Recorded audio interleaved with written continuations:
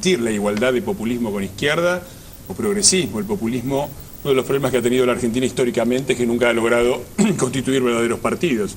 El partido más bien conservador de derecha ha sido reemplazado durante mucho tiempo por el partido militar, felizmente desaparecido, y la izquierda ha sido reemplazada por un populismo que ha tenido como consecuencias que hoy los argentinos tengan todavía 30% de pobres, es decir, un nivel mayor, con la única excepción de la crisis de la hiperinflación y del colapso del 2002. No se nota que no haya constituido partidos. Vamos a hacer una elección donde Cristina Kirchner probablemente esté doblando el 50% de los votos, el Partido Ese Justicialista. es el Partido Populista, efectivamente. Partido Justicialista. Bueno, pero ese no es... Pero el populismo es una categoría de características técnicas.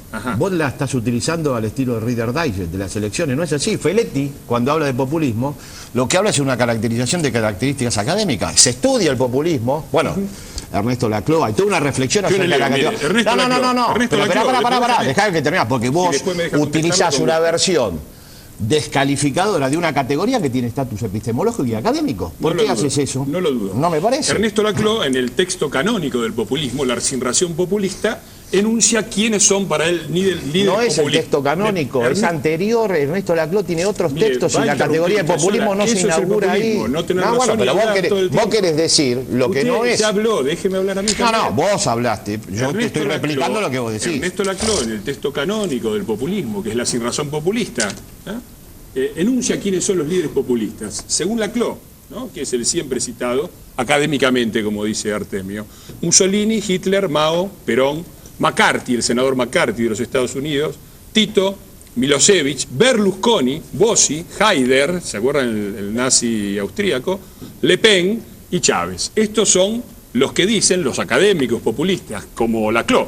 que tienen la prudencia de vivir en Inglaterra, porque es muy lindo elogiar al populismo desde la Universidad de Essex, y ahí muy cómodo. Lo que está señalando Laclau es una característica de organización y discurso específico de las formaciones populistas. Vos estás utilizando eso para descalificar, desde el punto de vista periodístico o político, una conceptualización de características académicas. ¿Qué tiene de malo poder encontrar similitudes entre liderazgos distintos? Eso se estudia, en las universidades se estudia, sí.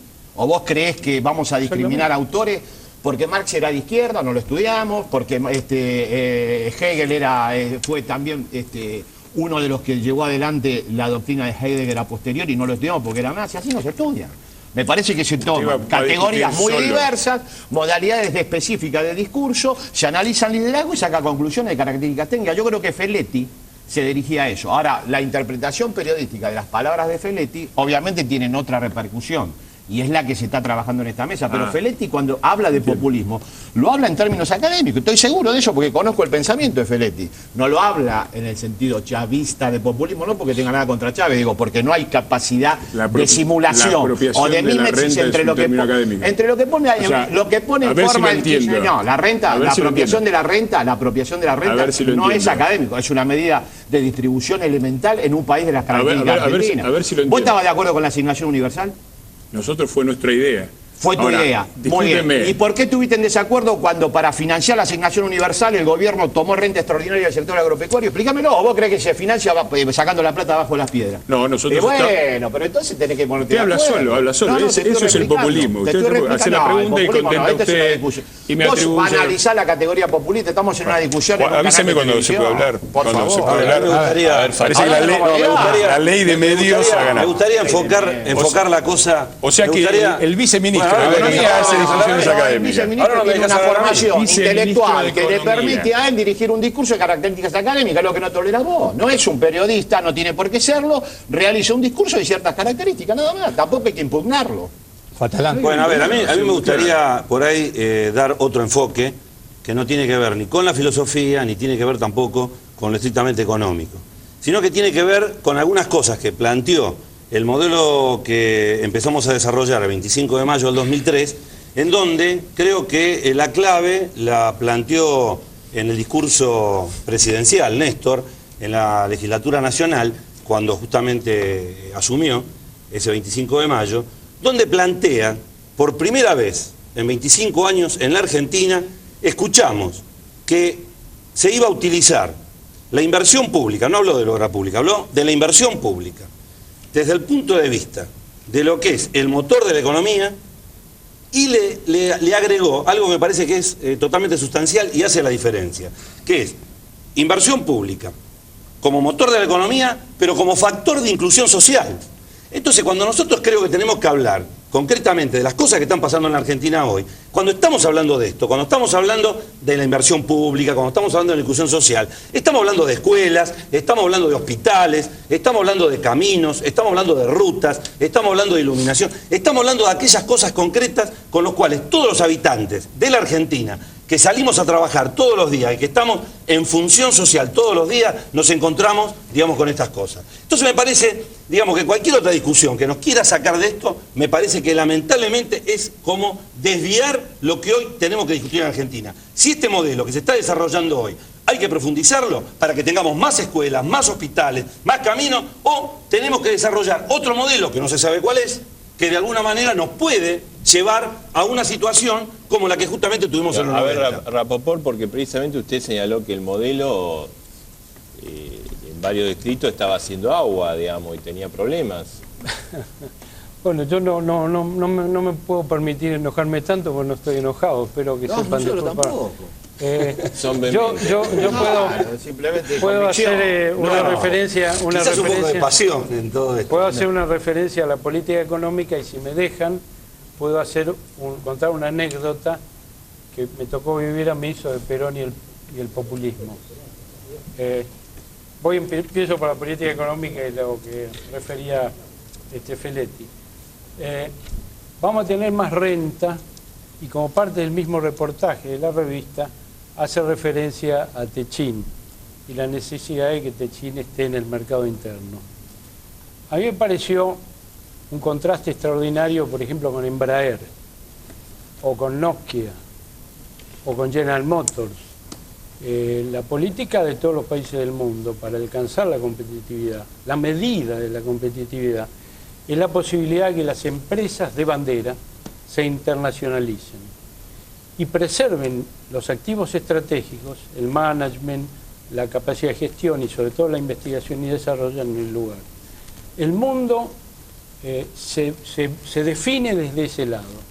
Pensar en un sentido como el que transmite Feletti, la verdad que me sorprendió. Es como pensar que la Argentina desarrolla Google, por ejemplo, y después dice, vean, no, que lo usemos nada más que nosotros porque no queremos que Google se internacionalice. Y la competitividad que hace referencia a Feletti, cuando hace referencia a mejores y mayores sueldos, no va a salir de empresas que no son competitivas. Dicho de otra forma, Covelia o los grandes riquezas que ganó López o Báez o Electroingeniería con favores públicos, no llegan nunca a ser empresas competitivas. Techín sí. Entonces, la posibilidad de que un país como la Argentina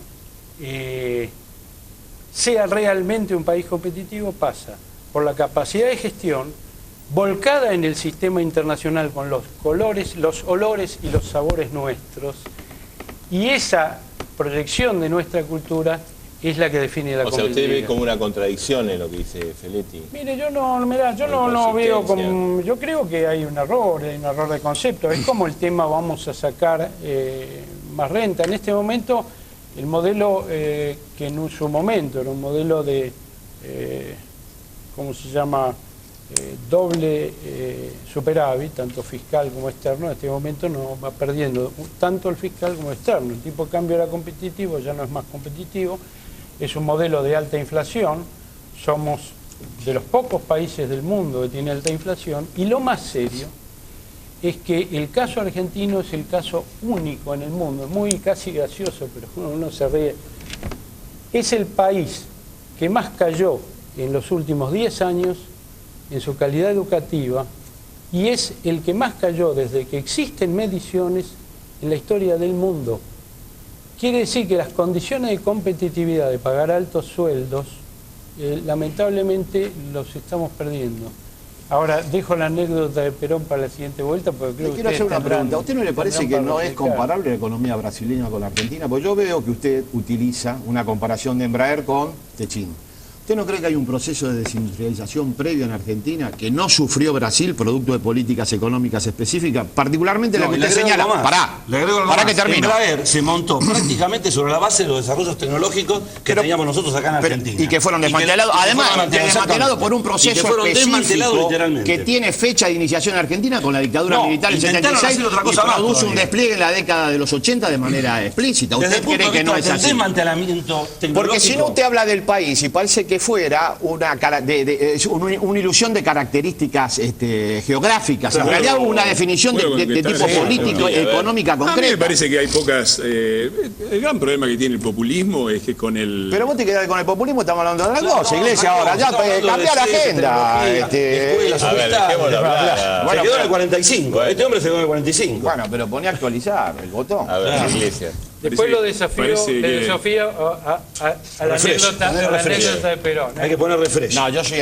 No, pues estamos hablando de industria de bandera, refresh. No. Parece que la ley de medios funciona. No. A pesar de todo, la ley de medios funciona bien, porque solo habla el oficialismo y solamente lo que dice el oficialismo. Además te dicen de qué tema tenés que hablar y cómo lo tenés que decir. Pero eso, ¿por qué la ley de medios? ¿Qué tiene que ver? Si el que está... Habla de tu propuesta, decí cuál es tu propuesta, cuál es tu idea. ¿Puedo decir lo que yo quiero o usted? Eso es el populismo, un gobierno autoritario que desde un funcionario, desde un funcionario del Estado le viene a decir a un diputado de la oposición lo que tiene que decir. Pero ya pasó el tema del populismo. Que diga lo que tenés que decir vos, en vez de andar perdiendo tiempo en otras cosas. Gracias, Fatala, le agradezco mucho. Me va a hacer si la próxima vez me escriben el discurso, eso es lo que ustedes quieren. Eso es lo que quieren, tener diputados de la oposición a los cuales ustedes le escriben el discurso. Pero no hablé de cosas que no estamos hablando. Habla vos, decí cuál es la propuesta. A ver, nosotros estamos planteando más escuelas, espere, vamos a respetarlo a Iglesia. A ver, Iglesia. Mayor desarrollo, mayor tecnología, mayor ciencia. Cuando me pueda escuchar sin interrupción, yo voy a hablar. Si no, le doy el micrófono y hablan ustedes solo. No, pero eso es una apelación, una retórica. Mire, ustedes lo que tienen es un verso y un relato, y son unos atorrantes. Bueno, pero a mí me parece que el atorrante... A mí me parece que el atorrante sos vos, que perteneces a una fuerza política cuya líder dijo que querían matar a la presidenta y al presidente Kirchner por la calle. Es así, flaco, el único atorrante acaso vos discutías de política con Horacio González en el Británico hace 5 años atrás. Y hoy estás planteando esto. Volvé al vóley, lo tuyo no tiene comparación. A ver, vamos a escucharlo. Bueno, tampoco es enojo, es pasión. Él siempre ha sostenido lo mismo y por eso no discuto más con González, porque gente como usted discute. También es populista. Ahora también arribó González, populista. Pero bueno, si somos todos populistas. Vale, dejémoslo hablar, por favor. Yo creo que una cosa es el relato y el verso de estos señores y otra cosa es la realidad. Sí. Este gobierno Vos manejas la realidad. A ver, Artemio, escuchémoslo. Agrede. Este gobierno llegó efectivamente el 2003, Kirchner enunció lo que es el programa básico del populismo, que consiste en, denme todo el poder a mí y yo voy a redistribuir la riqueza. Ese es el programa populista.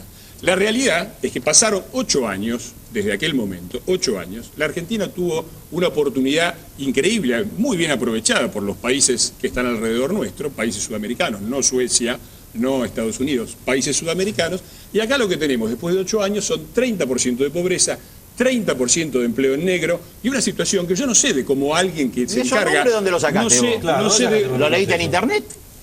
Acá se los tengo, mire. Ah, sí, bueno, pero yo tengo miles de gráficos. ¿Qué me vas a mostrar? ¿Un cuadrito a mí?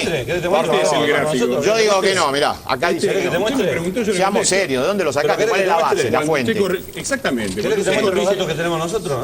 Cuando usted corrige la inflación por los índices de las provincias oficiales, estatales de las provincias, usted encuentra que si corrige la canasta familiar, que es la que fija el número de pobres, tiene hoy casi el 30% no tiene, porque falta, de pobres.